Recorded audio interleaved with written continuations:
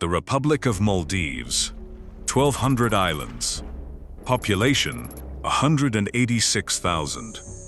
Highest point above sea level, 2.4 meters. A strong wave could redraw the map. Its capital, Malé, is 2 square kilometers. You can walk across it in 11 minutes. Its army had fewer than 1,000 men, who doubled as the police force. No navy, no air force, no allies with a defense treaty. At 4:15 in the morning on November 3, 1988, 80 armed mercenaries from Sri Lanka landed on the presidential jetty. Tamil militants hired by a Maldivian businessman for the price of an island. AK-47s. Rocket launchers. Mortars. 80 more had already infiltrated Malai, posing as tourists. 160 fighters against a country with no army. At 4:20, a squad reached the main gate of the military headquarters. Standing at the security post was a 19-year-old private named Hussein Adam. He had fired a weapon exactly twice in his career, 7 rounds total. He loaded his AK-47 and fired back, alone. For 10 minutes he held the gate. A bullet hit his arm. He kept firing. He radioed that he was on his last magazine, asked for more, was told there was no way to reach him. A bullet struck his magazine. Then more bullets found him. He was 19, 7 rounds of practice in his entire life. He held the gate long enough for the headquarters to mount the defense that lasted the night. While Hussein Adam fought, mercenaries breached the presidential palace. But President Gayoom had slipped out through the western gate moments before, running through the streets with his wife and son, house to house, until he reached a stranger's home. He opened his phone directory and started calling. Sri Lanka. Can't help. Pakistan. Same. The United Kingdom. Outside our sphere. Try India. The United States, with a military base 1,000 kilometers away at Diego Garcia, said it would take 2 to 3 days. The Soviet Union. No response. India said yes.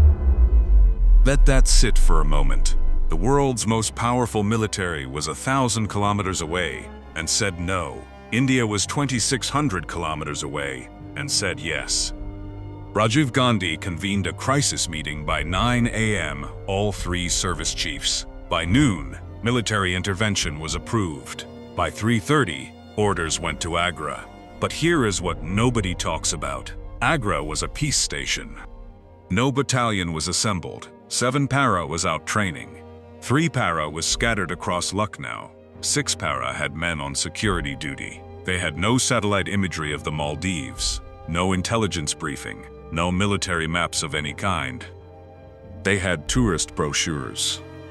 1,600 paratroopers scraped together from 3 battalions, led by Brigadier Bulsara, whose vice chief called and asked, "Bull, are you as thick as ever?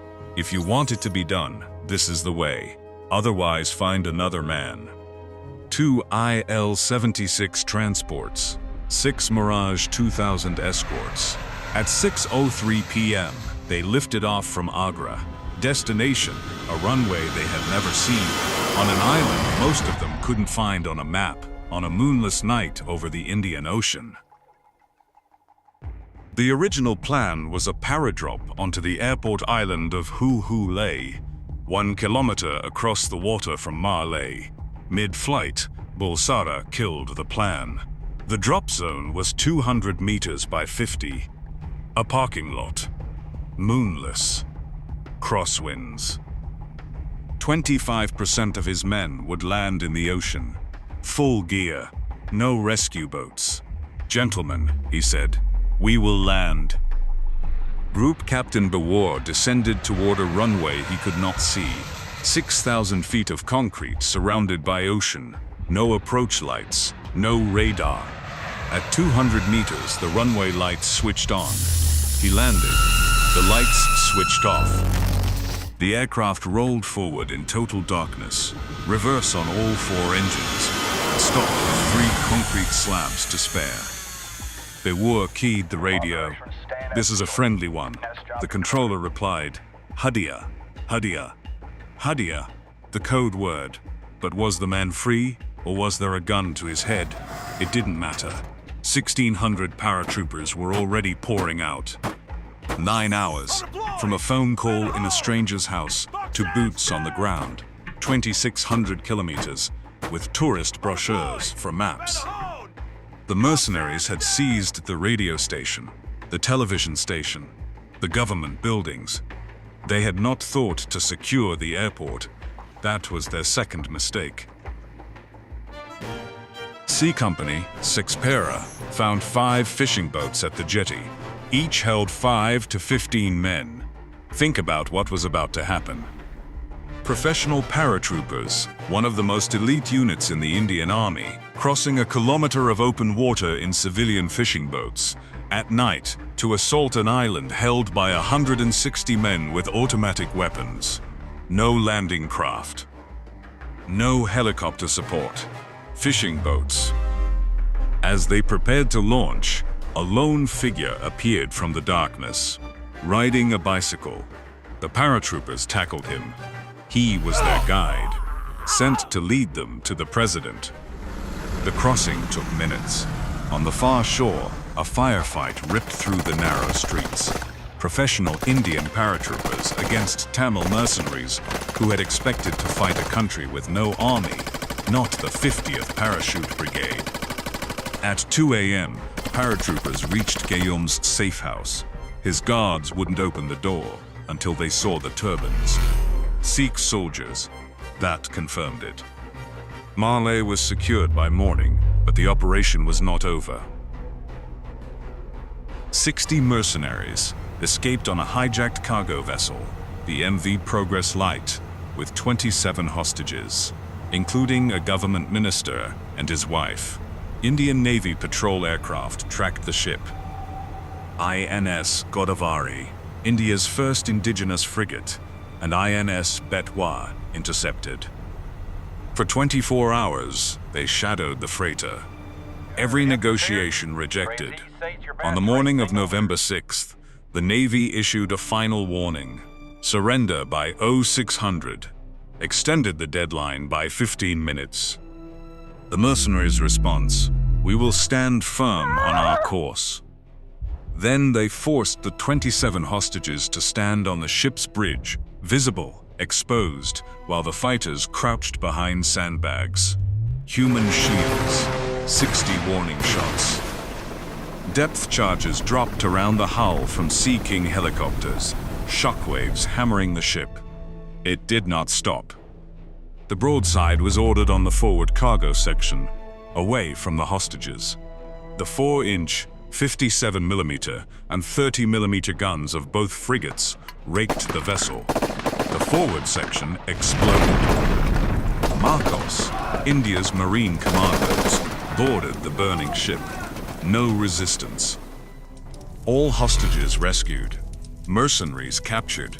On November 7th, the MV Progress Light sank 56 miles southwest of Colombo.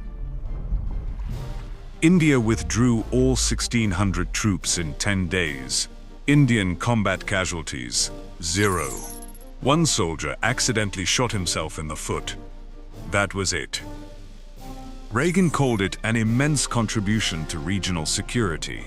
Thatcher said, "Thank God for India." Time magazine put INS Godavari on its cover. Super India, the next military power. What India gave: 3 service branches, 1,600 paratroopers, a naval task force, a burning ship stormed under fire, a government restored. What India asked for: nothing. No base, no port, no lease, no treaty. India pressed for one thing: mercy. The captured mercenaries' death sentences were commuted to life. Then India went home. This is not a rescue story. This is a story about what happens after the rescue. In 2018, China completed a bridge between Hulhulé and Malé. 1.4 kilometers. $210 million. Funded by Beijing. The bridge connects the exact two islands that Indian paratroopers crossed by fishing boat on the night they saved the country. China paved over the route of India's rescue mission. President Yamin, Gayoom's own half-brother, pivoted to Beijing. 1.4 billion in Chinese loans. Islands leased for 50 years. A military pact with China signed. And then the campaign, India out. 59,000 tweets. 2,200 accounts, half of them fake. A manufactured movement to expel the country that saved them. In 2023, Mohammed Mu'izzu won the presidency on this platform. His words, "There will be no Indian troops in the country." Not in uniform, and not in civilian clothing. The 88 Indian personnel he expelled, helicopter crews running search and rescue missions.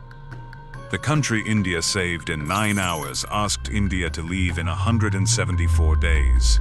Within months, debt at 127% of GDP. Foreign reserves under 1 month of imports. Credit rating, deep junk. China, which had loaned 1.4 billion, built the bridge, leased the islands, did nothing.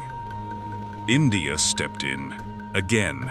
565 million in credit, 400 million in currency swap, 40% cut in debt repayment. Here is the contrast nobody wants to say out loud. India saved the Maldives in 1988.